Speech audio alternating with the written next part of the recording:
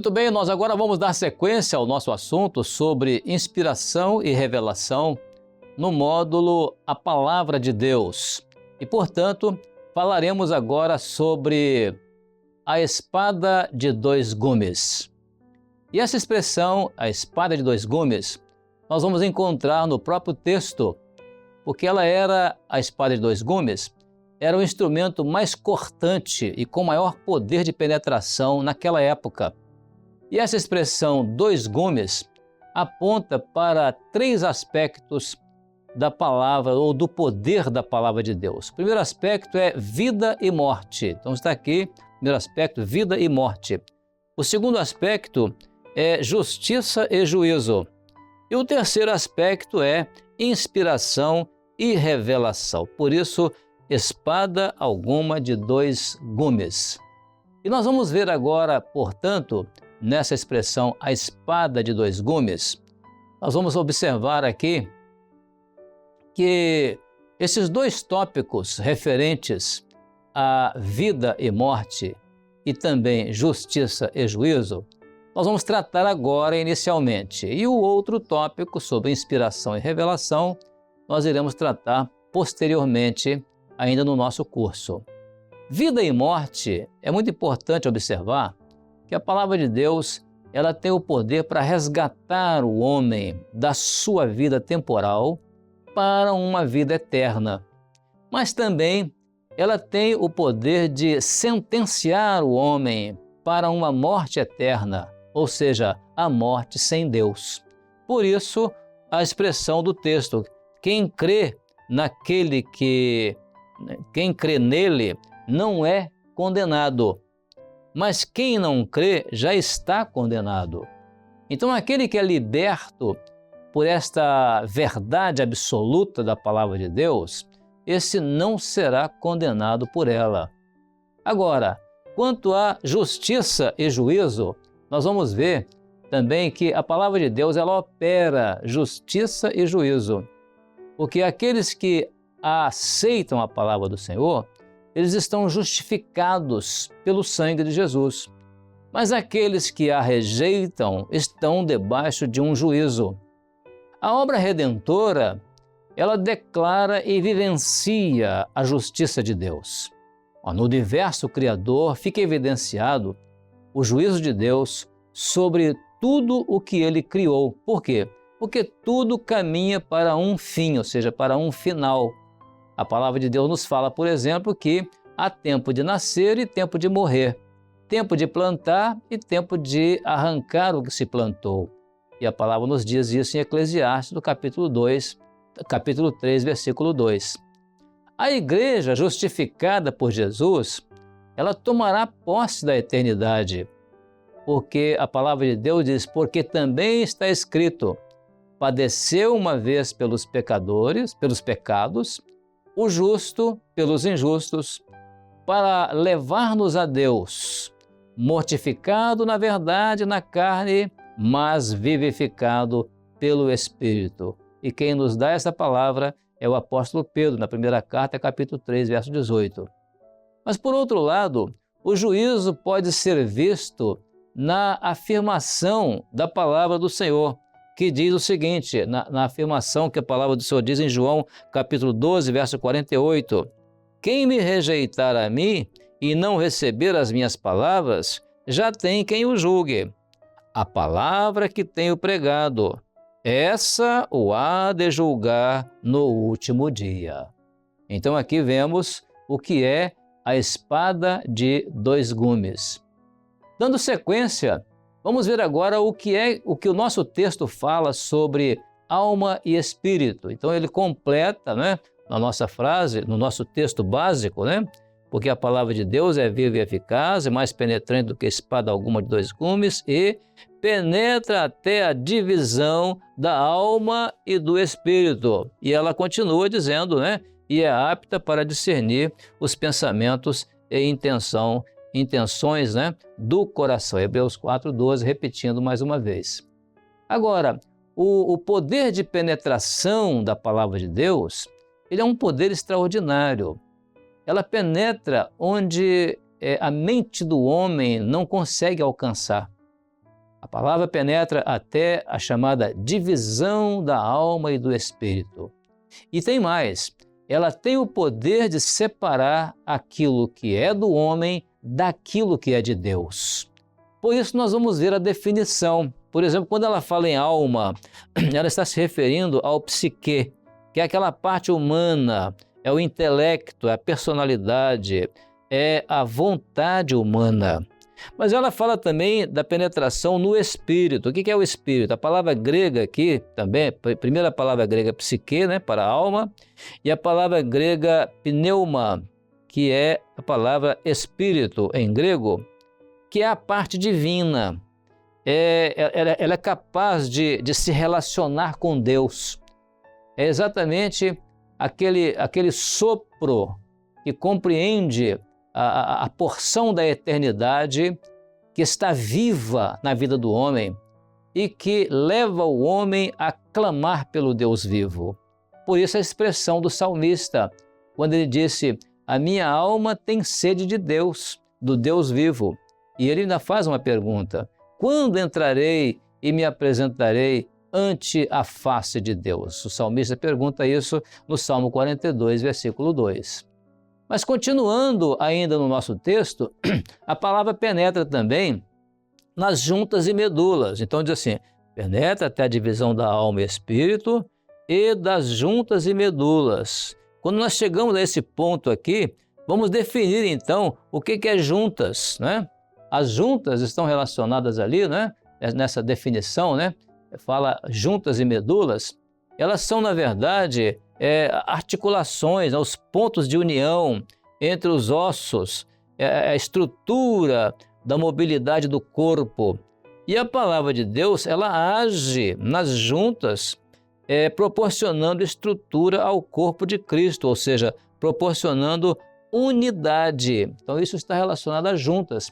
Então as juntas são as articulações do corpo. Elas compreendem os pontos de união entre os ossos. As juntas têm o poder de unir os ossos para uma perfeita articulação. Elas são responsáveis pela estrutura e mobilidade do corpo. E a palavra de Deus, como lemos há pouco, ela age exatamente nas juntas, isto é, ela proporciona ali estrutura ao corpo de Cristo. Ela propicia a unidade. Por quê? Porque ela é absoluta. E ela mantém pessoas diferentes com o mesmo entendimento doutrinário. E por isso as juntas, elas se referem à doutrina, né? A doutrina na vida da igreja. E essa doutrina na vida da igreja, porque é por meio dessa doutrina que todos têm o mesmo entendimento para o crescimento do corpo. Foi uma expressão que Paulo usou na carta aos Filipenses, capítulo 4, verso 2, quando ele disse assim: rogo a Evódia e a Sintique que sintam o mesmo no Senhor. Então as juntas garantem mobilidade do corpo no caminho da salvação. E Paulo se refere às juntas na carta aos Efésios, quando ele considera fundamental as juntas para o crescimento do corpo de Cristo. Então Paulo expressa assim: do qual todo o corpo bem ajustado e ligado pelo auxílio de todas as juntas, segundo a justa operação de cada parte, faz o aumento do corpo para a sua edificação em amor. Paulo escreve isso aos Efésios, capítulo 4, verso 16. O que chama agora também a nossa atenção é que, falando sobre juntas e medulas, vamos agora a respeito da palavra medulas, né? A medula óssea, ela é vermelha e ela é responsável pela produção dos elementos do sangue, né? Então, a produção dos elementos do sangue, ela funciona como uma fábrica. Ela é uma fábrica de sangue, né? Ela é responsável pela manutenção do sangue que se renova no corpo. E a palavra, ela produz no corpo de Cristo mais sangue. O que é isso? Ela produz mais vida no corpo de Cristo. Ou seja, ela produz mais operações do Espírito Santo, mais manifestações de dons espirituais. e todas as demais declarações do poder de Deus. Ela é responsável também pela manutenção e renovação dos atos poderosos do Espírito Santo na vida da igreja. Então isso é a palavra agindo, penetrando até as medulas. Aí, continuando, nós vamos encerrar o versículo falando a respeito da penetração da palavra, porque ela tem uma capacidade. Qual é a capacidade dela? É discernir os pensamentos e intenções do coração. Então ela é apta para discernir os pensamentos e intenções do coração. A palavra de Deus tem essa capacidade, a capacidade para julgar pensamentos e propósitos do coração. A igreja se utiliza da capacidade vital da palavra para julgar as intenções daquilo que se pretende fazer. E por isso, ou por esse instrumento, ela submete o seu querer ao querer de Deus. Então, através da palavra, nós podemos submeter o nosso querer ao querer de Deus. Por isso, a expressão do salmista, quando ele disse: Senhor, tu me sondaste e me conheces, tu sabes o meu assentar e o meu levantar. De longe entendes o meu pensamento. O salmista expressou isso no Salmo 139, versos 1 e 2. E o que é notável é que a palavra continuou expressando a respeito das intenções e pensamentos do coração, no Salmo 26, verso 2, quando diz assim: examina-me, Senhor, e prova-me, esquadrinha os meus rins e o meu coração. Que coisa notável, né? Esquadrinha os meus rins e o meu coração. E depois, por último, em Apocalipse capítulo 2, verso 23, o Senhor Jesus diz assim: e todas as igrejas saberão que eu sou aquele que sonda os rins e os corações. Que coisa notável essa expressão do poder de penetração da palavra, a ponto de ela ser capaz de discernir os pensamentos e intenções do coração. Aí agora nós vamos dar continuidade falando ainda sobre inspiração e revelação.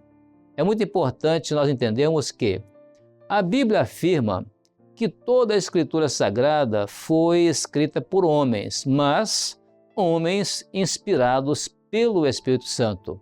Por isso, a própria expressão da carta de Paulo a Timóteo, a segunda carta, capítulo 3, verso 16, quando ele diz assim: toda a Escritura divinamente inspirada é proveitosa para ensinar, para redarguir, para corrigir, para instruir em justiça. Foi a expressão do apóstolo Paulo a Timóteo. Então, a inspiração de toda a Escritura é resultante da operação do Espírito de Deus na vida dos servos que foram usados para escrever esse legado deixado por Deus. Esses servos que escreveram a palavra do Senhor, eles são conhecidos como agiógrafos, ou seja, aquelas pessoas que escreveram os livros, E nós sabemos que são mais de 40 autores, que escreveram os livros da Bíblia, mais de 40 escritores, mas o autor é um só, que é Deus. Então a palavra que foi inspirada pelo Espírito Santo, ela foi escrita por homens inspirados pelo Espírito Santo, mas o autor da palavra é Deus.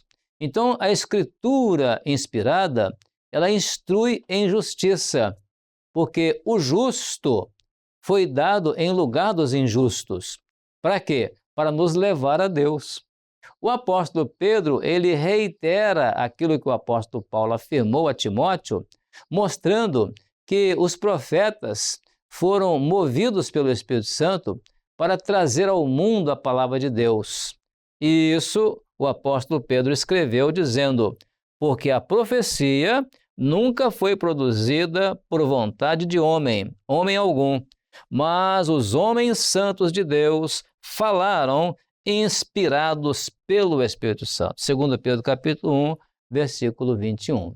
Então, é evidente que o conteúdo das Escrituras não provém da sabedoria ou da cultura humana. E nem se trata de algo produzido pela mente dos escritores, aqueles que escreveram os livros da Bíblia. Esses escritos, eles são resultados restritos e exclusivos da mente de Deus.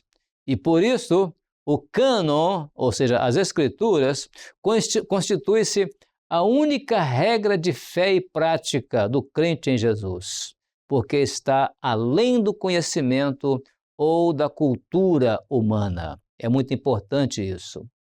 Agora, a respeito da inspiração e revelação. É notável, o nosso quadro está aqui para mostrar o que é inspiração e revelação. Conhecer a palavra de Deus por revelação. A revelação é aquilo que é a manifestação que Deus faz de si mesmo, ou seja, da sua vontade e dos seus mistérios eternos.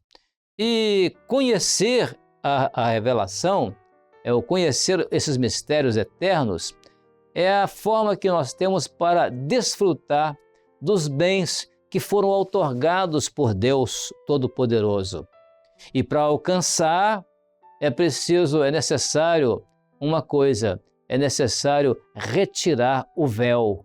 O véu é uma expressão usada pelo apóstolo Paulo quando ele escreveu na segunda carta aos Coríntios, no capítulo 3, verso 16, quando ele disse assim: mas quando eles se converterem ao Senhor, então o véu se tirará. Ora, a Bíblia é um livro codificado, pois a inspiração traz o mistério revelado. A descoberta desse mistério revela o sentido profético da letra que foi inspirada pelo Espírito Santo. E só existe um que é capaz de descobrir esse mistério. Esse é o Espírito Santo de Deus. Por isso, a palavra do Senhor vai nos falar a respeito deste assunto. Ela vai dizer que, assim também, ninguém sabe as coisas de Deus, senão o Espírito de Deus. Paulo afirma isso na primeira carta aos Coríntios, no capítulo 2, verso 11. Revelação é a descoberta do conteúdo profético de um texto, de uma palavra, de um verso bíblico e assim por diante.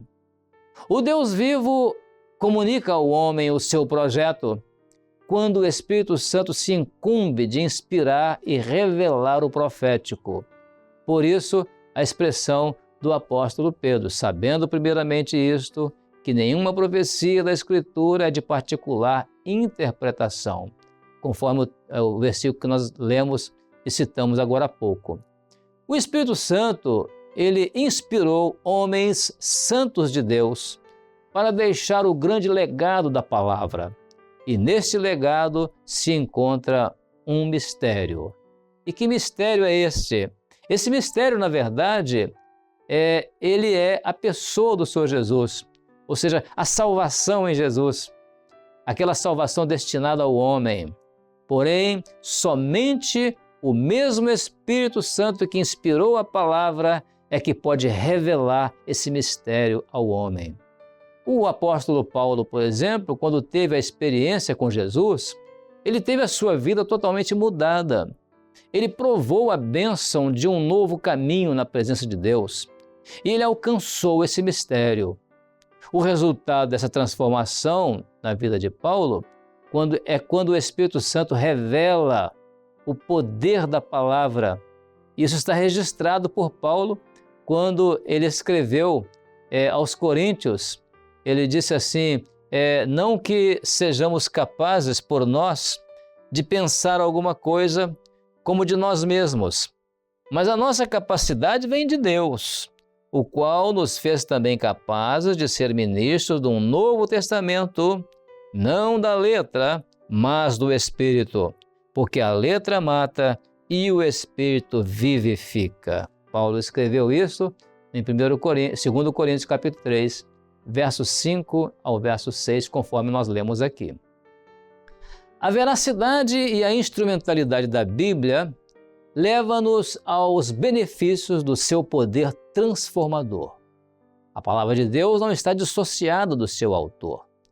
Eles falaram pelo Espírito. Isso se chama inspiração. A compreensão é pelo mesmo Espírito. Isso se chama revelação. Inspiração e revelação. A revelação ela tem o valor inestimável e coloca o homem como agente da vontade soberana de Deus. É a manifestação da natureza eterna e absoluta de Deus. Ela é inalcançável pela razão e pela cultura humanas. E exige-se a presença do Espírito Santo. A revelação exige a presença do Espírito Santo. Porque não se trata de um entendimento regado a misticismo, a fanatismo ou qualquer tipo de religiosidade. Então, a inspiração e a revelação, elas estão voltadas à operação do Espírito Santo que nos faz tomar posse daquilo que emerge dele, do Espírito Santo, que é o conhecimento do mistério de Deus, o Senhor Jesus Cristo. Isso não se alcança com a inteligência humana, porque é um dito de Deus. E agora, damos uma pausa aqui para na próxima aula falarmos a respeito da interpretação bíblica.